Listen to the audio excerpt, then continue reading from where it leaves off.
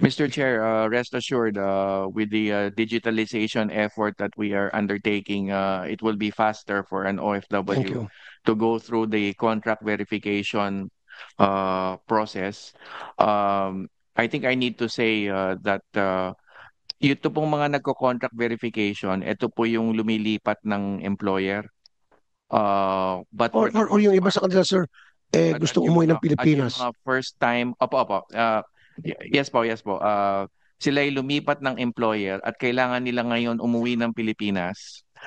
So that kasi kung different employer na po sila at mahirapan po sila in terms of being screened by the BI here. So they need to go through another process of contract verification with us.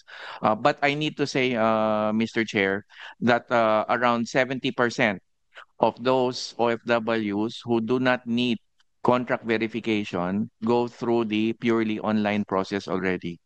So sa lagay na yan, Mr. Chair, lumuwag na yung proseso. But nevertheless, I completely agree. There are definitely serious areas of improvement dun sa mga nangangailangan ng contract verification kasi yung mismong pagkuha lamang ng clearance purely online na. Ito na lamang ang bubunuin natin yung mga kailangan ng contract verification and we vow to have a digitalized system within the next 2 months, Mr. Chair. Okay. Sige po, sana iksi-iksiyan po natin yung appointment, yung scheduling. Yes po, iklian po Sana wag natin. naman pong umabot ng more than 3 months. Diba? Baka pwede yung natin iksiyan. Find a way na mapabilis. Siguro kasama na po dyan, magdagdag tayo ng tao. Pagandahin yung sistema. Kasi yung sistema nyo ngayon bulok. Sobrang bulok. Um, So siguro po sa pila pa lamang, meron na taga-screen yes. na security guard doon. Siguro local natin. Yes. O tao lang doon taga-screen. Ano bang sadya mo? Contract verification. Titingnan. O, ay kulang ka sa requirement na ito. Sir, ma'am. O, at least hindi na siya nag-antay ng 4 na oras. Doon pa lamang, minuto lang inintay niya. 5, 10 minutes. Kulang ba? Opo, balik ka na lang.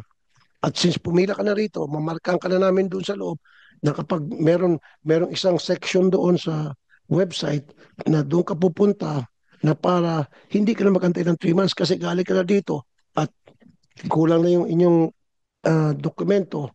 So kaya hindi ka na kailangan pang umantay ng buwan, ang antay mo na lang araw. So pagbalik mo, meron kang ibang linya.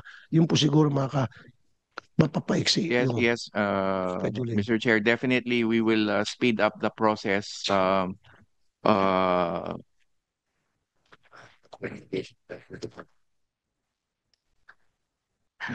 yes, Mr. Chair, we will speed up the process. Thank you, sir. Meron po akong suggestion din. Kasi napapansin ko, nagsabi mismo sa akin yung mga nandoon, 5 o'clock pa lamang, aga pa lang, paalam sila sa kanilang amo at umabot na sila ng 11, 12, yung iba pa, after lunch na raw. Baka pwede tayo maglagay ng libreng kape at saka biscuit man lang, pampapawi gutom. Baka kaya natin siguro budgetan yun. Pwede ba? Yes, Mr. Chair, we will provide that as well, Mr. Chair. Ako sa action center ko, kaya ko eh. Embahada pa kaya, may budget. Yun, pasali kong pera. Kaya ha, merienda. Okay, thank you. Yes. Okay, ninunot niyan para pwede ko silang balikan. Okay. Now, Ramadan. Of course, kailangan galangin natin yon. That is religious practice na pagdating ng Ramadan, nagpa-fasting yung mga amo. Pero yung mga kasambahay nila na hindi naman Muslim, baka pwedeng wag na isama sa fasting na hindi naman sanay sa fasting. So kung yung amo nag-fasting hanggang gabi, itong ating kasambahay, domestic helper ng OFW, na pagod na nga, puyat pa, overwork pa, and then gutom pa. Is there something that we can do? Napakiusapan siguro yung, do we have to go to the host country's government with that? Or pwede lang siguro agency to agency or DMW or ating DFA na of course, ginagalang po namin yung pag-observe ng Ramadan. Pero baka pwede yung mga OFW namin doon lang sa kanilang kwarto after makapagtrabaho, kumain na ng biskwit o tinapay, payagan uminom ng tubig. Baka pwede tayong gano'n. Yes. Mr. Chair, right now galing lang po ako ng Riyadh at galing din po kami ng Dubai, Mr. Chair. At doon po ay nakipag-usap kami sa mga counterparts namin sa UAE at sa Saudi. At nagbigay na po ng daan muli na makapag-usap tungkol sa kapakanan ng ating mga OFWs, lalo na ng domestic workers sa panahon nga po ng Ramadan. At meron kaming augmentation team na papunta nga po ngayon doon sa panahon ng Ramadan. And yes, short answer is yes, we are in talks with our counterparts para maibsan yung kalagayan ng OFWs natin sa panahon ng Ramadan. Okay, so thank you, Secretary Kakdak. Madali ka talagang kausap, sir, and I really appreciate you.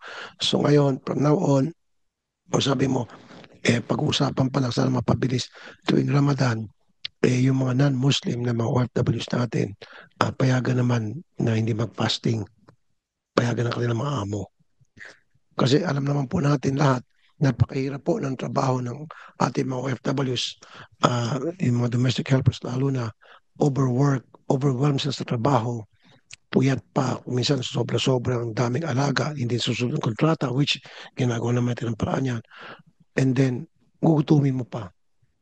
And then, pwede ba pakiusapan din natin po yung ating yung mga amo na wag naman ipakain tira-tira.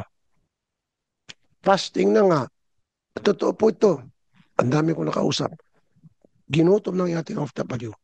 Pagkatapos, yung kinain ng mga amo sa fasting nila, yun yung ibibigay mismo sa ating mga OFW. Hindi po ba monitor yun? Oo, and yung totoo po yun. Kasi ang sinasabi ng amo, ba't pa kami bibili ng pagkain para sa inyo? Nag-fasting kami, kung ano yung nakinain namin, yung kakainin nyo. Oo, sa anak, sabay-sabay tayo sa mesa. Hindi. Diyan ka muna, OFW, tapos kaming kumain. O, ito yung tira namin. Ang pangit naman yan. Baka po natin sabihin na Exactly, Mr. Chair. Precisely, yan nga sa mga Muslim na mga OFWs yan natin. po, yan po ang mga pinag-uusapan namin with our counterparts in Saudi Arabia and the rest of the Gulf states, UAE, yung kapakanan ng mga OFWs. Kaya nga po ako nagtungo rin doon at magtutungo po muli ako. There will be another round of visits very soon in the Gulf states. Diyan po kami nakafocus. So, yes po, we will continue to campaign and advocate for the welfare for OFWs, lalo nga ho sa panahon ng Ramadan. Tama po kayo. Nakaabang po kami diyan kasi may high incidence talaga ng mga tinatawag na runaways o umaalis sa kanilang mga employer sa panahon ng Ramadan precisely because of the situations that you have described, Mr. Chair. So our people stand ready to assist them and of course to talk to the host governments about this matter. Yes, that's right. Thank you. At nabanggit mo yan. Tama nga naman, isa yun sa mga reklamo na tanggap ko. Marami during Ramadan ay lumalayas yung ating mga OFWs because hindi nila matiis yung sinabi ko na nga, gutom ka na, pagod ka na, overwhelmed ka na sa work, gutom ka pa, pagagalitan ka pa talaga. Ang resulta, yung ating OFWs ay lalayas, tatakas. Ito ngayon ang pinakamatindi, sir. Gagawa ng istorya ang ating OFWs, gagantihan. Tumakas yan dahil nagnakaw. Kukulong pa yung OFWs natin. Aping-aping na nga, kinulong pa. So mataas ang insidente ng pagkakakulong ng ating mga OFWs doon because of theft na napagbintangan lang. Yun siguro monitor din po, sir. I think sa Riyadh ata to at nag-hire ng uh, local lawyers, Arabo, kaya napapabilis yung proseso. Pero tingnan niyo po yung insidente ng mga OFWs natin na kinakasuhan ng theft. More than 90% of them na nasa kulungan, ginantihan lang po ng amo na wala naman po talagang kasalanan. And I want them released ASAP, sir. Kasi inapi na nga, tapos kinulong pa. Is there a way na makaganti tayo? Parang napakalaki injustice yun. Yes, Mr. Chair. Gantihan natin yung amo nagbintang. Yes. Tama po kayo. Meron tayong lawyer in charge sa ating aspeto na yan. Round the clock din siya para sa mga nadadala sa presinto o naaresto sa madaling araw or unusual hours at para sila ipawalan sa preso. At tama po kayo, ginagantihan sila At tiyempo naman yung halaga ng alleged na ninakaw nila, yun yung halaga ng binayad ng employer sa agency. So in other words, gusto lang bawiin ng employer yung binayad niya sa agency at kunyari nagnakaw Alahas yung sasabihin. OFW natin sa parehong halaga na yon. Mm. At kami po rin po yung naghihigpit sa mga recruitment agencies dito. Ako nga po minsan ay nababatikos din ng mga recruitment agency dahil mahigpit daw ako. Dahil we are also taking the recruitment agencies and the foreign recruitment agencies to task about this na tutukan din at tulungan yung mga nakukulong at yung mga employers na tiwali na nag-a-accuse ng ganyang klaseng bagay. Tama po kayo, pwedeng balikan ito. We are So you as a lawyer, anong pwede natin may kaso doon sa mga amo na nagsampa ng maling kaso, gawa-gawang inventong kaso laban sa ating OFW? Mr. Chair, kasi usually ang nangyayari, yung mga runaway natin na workers, tinutulungan natin magsampa ng kaso, halimbawa abusive treatment, or violation of Saudi domestic laws. Meron din kasing Saudi domestic worker regulations na dapat humane ang treatment ng worker. So, ginagamit din natin yung batas nila. At doon na natin sila po binabalikan. At kaya nga, in most cases, gumaganti yung employer or inuunahan ng employer ng theft o ano paman. So, Mhm. nakatutok tayo doon sa kasong pwedeng isampa ng worker laban sa employer. Okay. So nandun po tayo at again we have a lawyer on the ground pushing for these cases to be filed and also to be concluded in favor of our worker. So meron na rin po tayong in-house lawyer that will assist the workers to this effect. So Okay. yun po, may legal recourse naman po, Mr. Chair. Okay. So sir, I would like to have an accounting of all OFWs na nakakulong ngayon sa iba-ibang jail sa Middle East. And ano po yung status nila. And I'm very, very, of course, interested dun sa mga nakakasuhan sa theft. Kasi like I said, more than 90%, maybe I can say 98% of them na kinasuhan ng theft. Hindi naman talaga nagnakaw yun. Inamin mo naman, ikaw mismo nag-agree na yun ay ginantihan na ng amo kasi lumayas. But lumayas dahil nga inapi. So, I want an accounting of Yes, Mr. OFWs Chair, na we nasa will have jail. a report on this matter, Mr. Chair. Yeah, and natuwa naman ako, Secretary Kakdak, um, meron tayong isang kababayan, I think this one Riyadh, na nakasuhan ng drugs, pero napakawalan siya dahil yung pala sinetap lang siya. Mabuti na nakakuha tayo ng local na lawyer, Arabo doon, na alam yung sistema doon, legal system, na ipalabas. So sana marami pa tayong mapapalabas na mga kababayan natin na wrongly accused. Yes, Mr. Chair, meron na pong Prosecuted. napawalang sala. Nung isang dalaw ko sa Dubai, 12 yung nakilala kong napawalang sala sa kaso. At nung huli kong dalaw, may 73-year-old man na 12 years na yung kanyang kaso at finally na-resolba at in fact nakauwi na siya no, nung isang araw together with his wife. 73 years old siya na OFW. Doon na siya tumanda. So may mga ganun po tayong mga sitwasyon ngayon na we're trying our level best since we inherited the legal assistance program from the DFA about a year ago, Mr. Chair. At in fact, nandun na, speaking of that, nandun ngayon sa Dubai yung newly installed legal assistance center natin, Mr. Chair. Baka napansin niyo yung parang kabina doon na itinayo sa migrant workers office natin is precisely for that purpose, for legal assistance. Okay, ito pa, sir. Secretary Kakdak. Um, marami sa iba't ibang MW offices, maraming mga workers doon ay napakasungit. Even while we speak, kung may nakikinig sa mga OFWs ngayon nasa abroad, itatype nila, yes sir, thank you. Turuan sila na huwag maging masungit. Dapat smiling face, dapat magsumigaw. Kasi lahat naman ng OFWs pupunta doon, may problema yon. Kadalasan, may problema na nga, dadagdagan pa ng problemang papagalitan, sisigawan. Tapos mabagal, baka pwedeng bilis-bilisan din ng mga tao natin, sir. Of course, Mr. Chair, that is a long-standing directive with our people, civil service regulations. Bawal ang masungit mula po sa ating dating kalihim Secretary Toots Ople. At of course, nung huli kong dalaw doon, this matter was reiterated that we will not definitely, Mr. Chair, we will not tolerate any personnel who is disrespectful and mistreats in any shape or form, any way possible yung ating mga OFW. Kahit yung maliit lang na bagay na kasungitan, we will not tolerate that, Mr. Chair, and we will gladly accept any complaints and we will act accordingly. We will punish accordingly any of our personnel na nagsusungit po sa ating mga OFWs or mistreat or disrespect our OFWs.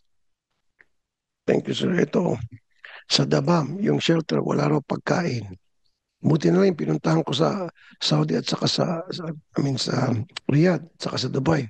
Maraming pagkain. Siguro alam ng taga Riyadh na narating ako kaya pinuno pagkain. Puno pati rep.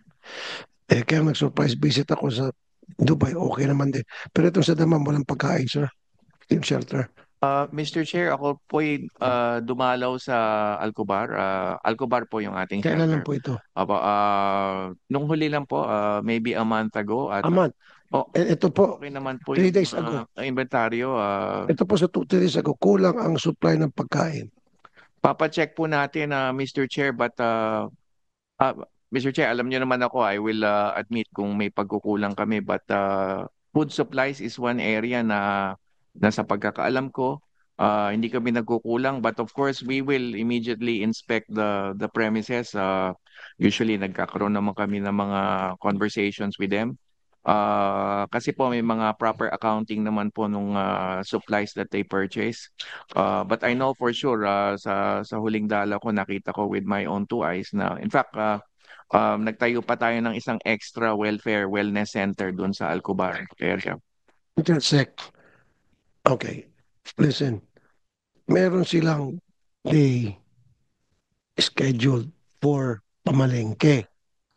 Okay tayo dyan. Lahat naman siguro ng shelter ganun. However, kunyari ang schedule nila every 1 week on a Monday. Bago dumating yung Monday na pamamalengke, dinagsa ng mga bagong punta sa shelter. Kukulangin ngayon, hindi na abuti ng Monday yun. Dapat, kahit na sabihin natin every Monday ang pag-resupplying, a few days ago, 2-3 days ago, pag nakita na may mga dagsaan pagdating ng mga gustong pumunta sa shelter, magkaroon ng restocking. Yes, of course, Mr. Chair. Siguro Mr. Chair para mainam, we will do a regular kumbaga supplies and welfare inspection and a report to your office on a periodic basis, perhaps monthly, para we could assure the committee and your office, Mr. Chair, na mainam yung supplies. Sir, wag monthly, sir. Weekly. Sige po, sige po. Depende po sa pagdagsaan ng We will mga do punta that. sa shelter. We will do that, Mr. Chair. We would gladly do that po.